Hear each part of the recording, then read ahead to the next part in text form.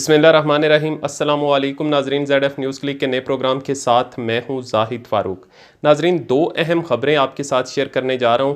एक तो वज़ीर-ए-आज़म का कौमी असम्बली की जो कमेटी, पार्लिमानी कमेटी है कौमी सलामती के हवाले से, उसमें शिरकत ना करने का जो मौमा है वो हल होता हुआ नज़र नहीं आ रहा। उसमें कुछ नई चीज़ें सामने आई हैं।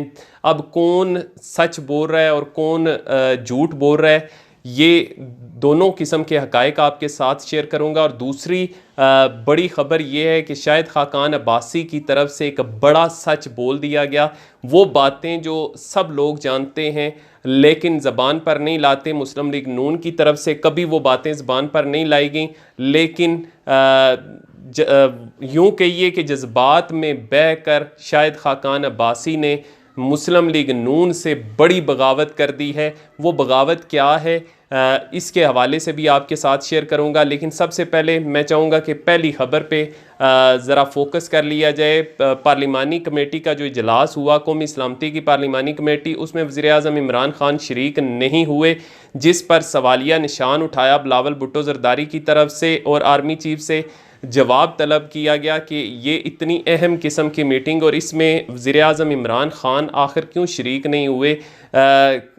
यानी उनका यहाँ पे होना ज़रूरी था। उनकी खाली कुर्सी जो है उसकी तरफ इशारा करते हुए जब सवाल किया तो आर्मी चीफ ने वक्ती तौर पे तो उन्हें ये कहकर जवाब दिया कि चूँकि ये अपोजिशन के बुलाने पर इजलास हो रहा है, अपोजिशन की तरफ से उठाए गए सवालात के जवाबात के लिए ये सेशन रखा गया है, इसलिए उनका यहाँ होना ज़रूरी नहीं है।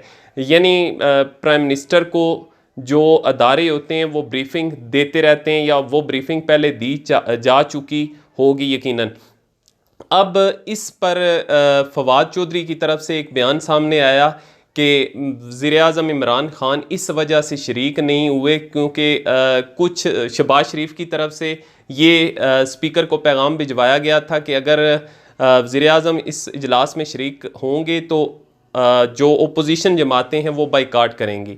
अब अगर शहबाज शरीफ की तरफ से ये पैगाम वाकई भिजवाया गया था तो क्या उन्होंने दूसरी ओपोजिशन जमातों को एतमाद में लिया था? अगर एतमाद में लिया था तो फिर बिलावल भुट्टो की तरफ से ये सवाल उठाना बनता नहीं था। इसका मतलब ये हुआ कि उनकी तरफ से बाकी जो जमातें हैं उनको एतमाद में नहीं लिया गया। लेकिन ये भी एक मुअम्मा है कि क्या शहबाज शरीफ की तरफ से ये कहा गया था कि वज़ीर-ए-आज़म इसमें शरीक ना हो? इस हवाले से मुस्लिम लीग नून का क्या कहना है? मुस्लिम लीग नून ये कहती है कि पहले कौन से काम ऐसे हैं जो वज़ीर-ए-आज़म ओपोजिशन से पूछ कर करते हैं, जो ये वाला काम उन्होंने करना था।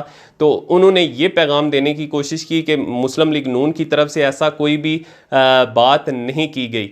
फिर उसके बाद जब ये जवाब आता है तो फिर तर्जमान जो है प्राइम मिनिस्टर के, उनकी तरफ से ये कहा जाता है, इस बात को इंडोर्स किया जाता है कि फवाद चौधरी के ने जो बयान दिया कि कौमी असम्बली में स्पीकर के हवाले से कुछ जो ओपोजिशन लीडर थे उन्होंने खदशात ज़ाहिर किए थे कि अगर प्राइम मिनिस्टर शामिल होते हैं इस कमेटी के अंदर या इस मीटिंग में तो वो शामिल नहीं होंगे, जिसकी वजह से प्राइम मिनिस्टर ने ये फ़ैसला किया। चूँकि ये तमाम जमातों को एतमाद में लेने का मामला था, ये कौमी सलामती का मामला था, इसलिए वो इसमें शामिल नहीं होते, जिस पर उन्होंने इसमें शमूलियत इख्तियार नहीं की। अब मामला थोड़ा मुख्तलिफ रुख इख्तियार कर रहा है क्योंकि जो कौमी असम्बली के अंदर स्पीकर के तर्जमान हैं उनकी तरफ से जो नया बयान जारी होता है वो ये है कि वज़ीर-ए-आज़म को इस इजलास में मदऊ नहीं किया गया था क्योंकि ये जो कौमी सलामती की पार्लिमानी कमेटी है इसके रुकन नहीं है वज़ीर-ए-आज़म, इस वजह से उनको मदऊ ही नहीं किया गया, उनको बुलाया ही नहीं गया। अगर स्पीकर उनको बुलाना चाहते तो ये स्पीकर का इस्तेहकाक है, वो चेयरमैन है, वो किसी को भी बुला सकते हैं। उनकी तरफ से ख़ुद पैगाम नहीं भेजा गया, उनको किसी की तरफ से कहा नहीं गया, बल्कि ख़ुद उन्होंने पैगाम नहीं भेजा, वज़ीर-ए-आज़म को मदऊ नहीं किया, जिसकी वजह से वो वज़ीर-ए-आज़म इसमें शरीक नहीं हुए। अब व्यूवर्स, अगर ये स्पीकर का इस्तेहकाक था तो स्पीकर ने क्यों ज़रूरी नहीं समझा कि वज़ीर-ए-आज़म को वो मदऊ करें? इतनी अहम मीटिंग होने जा रही थी तो उसमें वज़ीर-ए-आज़म का होना बहुत ज़रूरी था। अगर वज़ीर-ए-आज़म होते तो तमाम जो बाहर मैसेज जाता वो यही जाता कि कौमी सलामती के मामले पर अपोजिशन और हुकूमत एक पेज पर हैं, इकट्ठे हैं, तमाम जमातें अपने अदारों के साथ खड़ी हैं।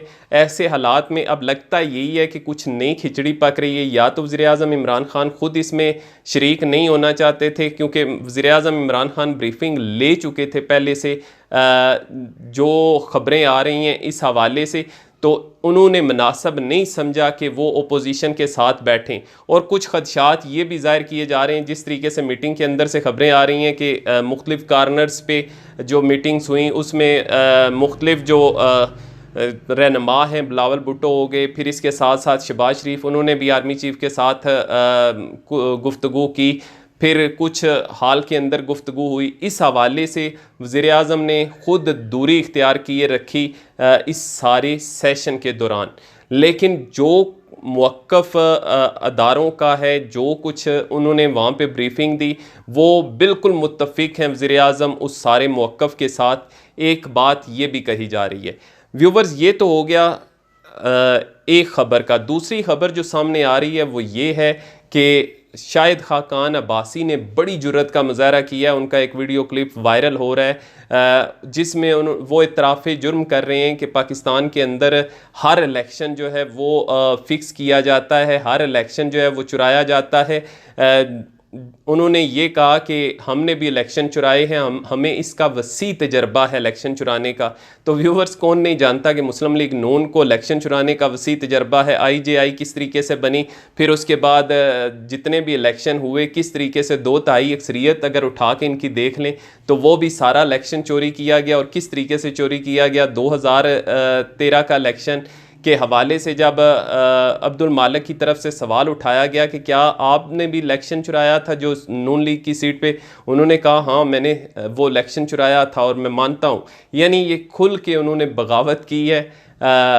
जो मुस्लिम लीग नून का बयानिया है कि वोट को इज़्ज़त दो, इसका मतलब है कि माजी के अंदर वो इलेक्शन चुराते रहे हैं और 3 बार का वज़ीर-ए-आज़म और उनकी पार्टी का जो ऐसा नुमाइंदा जो एक दफ़ा वज़ीर-ए-आज़म भी रहा और वो ये इतराफ़े जुर्म कर रहा है कि उन्हें इलेक्शन चुराने का वसी तजर्बा है।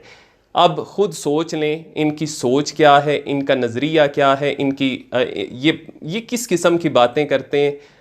यही इनकी हालत ज़ार है। जब इनको इलेक्शन में जितवाया जाता है तो ये खामोश रहते हैं, और जब दूसरी कोई पार्टी जीत कर आती है तो इनको ये याद आ जाता है कि अगर हमें इलेक्शन में जितवाया था तो यकीनन दूसरी पार्टी जो आई है, बरसरे इक़्तिदार आई है, उसको भी इलेक्शन में जितवाया गया होगा। और ये सारे इल्ज़ामात इसी वजह से मुस्लिम लीग नून सियासी जमात एक ऐसी सियासी जमात है जो हमेशा एस्टेब्लिशमेंट की छतरी के नीचे इलेक्शन जीतती रही है। और उनके शोर मचाने की वजह भी यही है क्योंकि वो ये जानते हैं कि हमेशा उन्होंने जो भी इलेक्शन जीता वो पहले से मैनेज किया गया इलेक्शन होता रहा पाकिस्तान के अंदर। और इनका जो शोर शराबा है सिर्फ इसी वजह से, और यही उन्होंने बगावत की है, खुल के बगावत की है और ये बातें सारी सामने ले आए हैं।